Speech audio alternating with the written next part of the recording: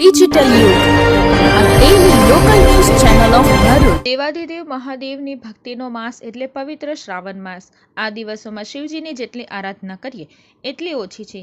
શ્રાવણ માસનો પ્રારંભ થનાર હોય કંબોઈ સ્તંભેશ્વર મહાદેવ ખાતે તડામાર તૈયારીઓ થઈ રહી છે। શ્રાવણ સુદ એકમ એટલે શ્રાવણ માસનો પ્રારંભ અને શિવ પાર્થેશ્વર પૂજા પ્રારંભ। પવિત્ર શ્રાવણ માસનો પ્રારંભ થઈ રહ્યો છે। તારીખ 5/8/2024ના રોજથી થનાર શિવ ભક્તોમાં અનેરો આનંદ ઉત્સાહ જોવા મળી રહ્યો છે। ભોળાનાથને રીઝવવા આ માસ દરમિયાન શિવ ભક્તો બિલીપત્ર, કાળા તલ, પુષ્પ સહિતના દ્રવ્યથી પૂજા પાઠ કરી એકટાણું ઉપવાસ કરી ધન્યતા અનુભવે છે।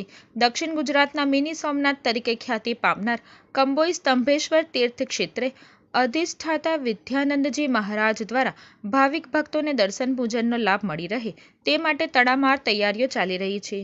ભગવાન સ્તંભેશ્વર મહાદેવનું મંદિર આપણા નવ નદીના સંગમ સ્થળ ઉપર,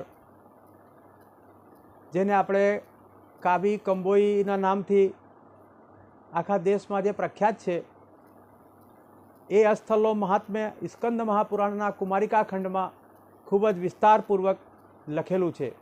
આ સ્થળનો મહિમા એવો છે કે લાખો વર્ષ પહેલાં જ્યારે દૈવાસુર સંગ્રામ થયો તે વખતમાં ભગવાન કાર્તિક સ્વામીના હસ્તે આ જગ્યા ઉપર તારકાસુરનો વધ કરવામાં આવ્યું, અને જ્યારે તારકાસુરનો વધ થયો ત્યાર પછી બધા દેવતાઓએ ભેગા થઈને આ જગ્યાએ સ્તંભેશ્વર મહાદેવની સ્થાપના કરેલી। અને સ્કંદ મહાપુરાણમાં એવું લખે છે કે ભગવાન નારદજીએ આ જગ્યાએ 10,000 વર્ષ તપસ્યા કરી, અને ત્યાર પછી એની અંદર ભગવાન કપિલ મુનિએ હજારો વર્ષ તપ કર્યું। કોઈ પણ ઋષિ, મહર્ષિ, દેવતા બધાએ આ સ્થળ ઉપર તપસ્યા કરી, અને આ તીર્થસ્થાન આજે શ્રાવણ મહિના આખો મહિનો અહીં અતિ મહારુદ્ર યજ્ઞ ચાલવાનો છે, અને ત્યાર પછી અહીં સતત રુદ્રાભિષેકના કાર્યક્રમો પણ ચાલતા હોય છે। અને આ શિવલિંગ અને દિવસમાં 6 કલાક દર્શન આપે, અને ત્યાર પછી આ મંદિર સમુદ્રની વચ્ચે સમાહિત થઈ જાય છે। અને સ્કંદ મહાપુરાણમાં કેદારખંડમાં 550 પાનાનો ઇતિહાસ આ સ્તંભેશ્વર મહાદેવનું લખેલું છે। શ્રાવણ માસમાં ભક્તોનું કેડિયારું સ્તંભેશ્વર મહાદેવ ખાતે ઉમટી પડશે।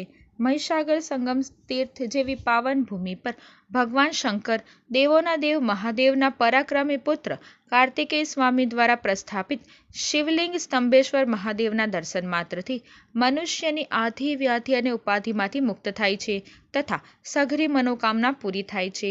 હું માધુરી પટેલ છું, વડોદરાથી આવી છું દર્શન કરવા સ્તંભ મહાદેશ્વરના। અહીં આવીને મને બહુ સારું લાગ્યું કે મનને શાંતિ મળી ગઈ। જે ટેન્શન હોય એ હોય જતું રહ્યું। એવું પ્રાર્થના છે કે ફરી ભગવાન બોલાવીને મેં દર્શન કરું, અને લહેરો જોઈને તો એમ મનને એમ ઉત્સાહ આવી ગયો કે ક્યારે ભગવાનના ફરી દર્શન કરવા આવું, એમ જોઈને પવિત્ર થઈ ગયું મન। ભગવાન બધાનું સારું કરે ને એના પાછળ બધા અમારું બી સારું કરે। વડોદરાથી આવી છું। અહીંયા તમે કેવી રીતે આ પ્રેરણા થઈ? બધાએ સાંભળે તો કે ભાઈ અહીં આવ્યા પછી એમ સારું થાય છે, બધી મનની ઈચ્છા બી પૂરી થાય છે, એટલે મેં આવી છું કે ચલો અમારે આવ્યા પછી તમારો અનુભવ કેવો? એ જોઈને તો અહીંથી જવાનું મન નથી થતું કે અહીં જ રહી જઈએ, પણ પરિવારને સાચવાનો હોય એટલે તો ઘરે જવું જ પડે।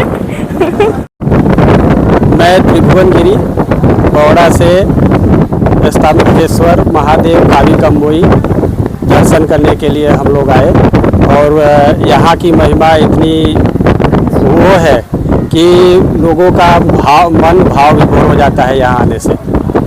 तो उसके लिए हम बड़ौदा से सुबह 6 बजे इतने इच्छुक थे हम लोग कि 6 बजे उठ के सब नहा धो के सब रेडी हो गए, और यहाँ पे 9:30 बजे ही हम लोग पहुँच गए। तब से हम लोग अभी तक यहाँ पे घूम के सब दर्शन वर्शन कर रहे हैं, भगवान का दर्शन कर रहे हैं, और हमारा मन सब लोगों का एकदम भाव विभोर हो गया है। સદ્દામ ભટ્ટી, ડિજિટલ યુગ ન્યૂઝ, જંબુસર। જો તમે આ વિડીયો ફેસબુક પર જોઈ રહ્યા છો તો લાઈક અને ફોલો કરો, અને યુટ્યુબ પર જોઈ રહ્યા છો તો અમારી ચેનલને સબસ્ક્રાઇબ કરો। ડિજિટલ યુગ હર હંમેશ જનતાની સાથે।